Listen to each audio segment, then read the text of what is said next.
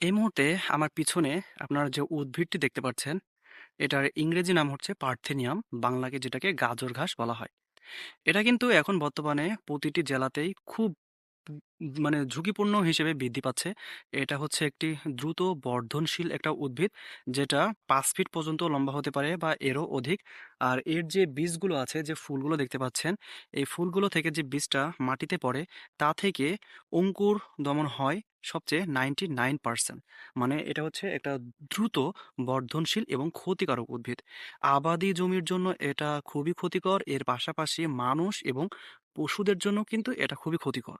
কেন এটা খুবই ক্ষতিকর? কারণ এই উদ্ভিদের সংস্পর্শে আসলে বা এটা স্পর্শ করলে মানবদেহে বিভিন্ন ধরনের চুলকানি এবং অ্যালার্জির সৃষ্টি হয়, এবং আমাদের নিঃশ্বাসের মাধ্যমে আমাদের ভেতরে, আমাদের ফুসফুসেও কিন্তু সমস্যার সৃষ্টি তৈরি করে থাকে এই পার্থেনিয়াম বা গাজর ঘাস।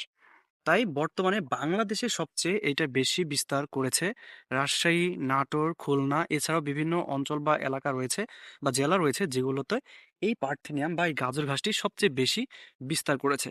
আপনারা এই গাজর ঘাস অথবা এই পার্থেনিয়াম থেকে অবশ্যই দূরে থাকবেন, কারণ এটা মানবদেহের জন্য খুবই ক্ষতিকর একটা উদ্ভিদ। এটা সংস্পর্শে আসলে কাশি হবে, হাঁচি হবে, শরীরে অ্যালার্জি দেখা দিবে এবং বিভিন্ন ধরনের চুলকানি দেখা দিবে।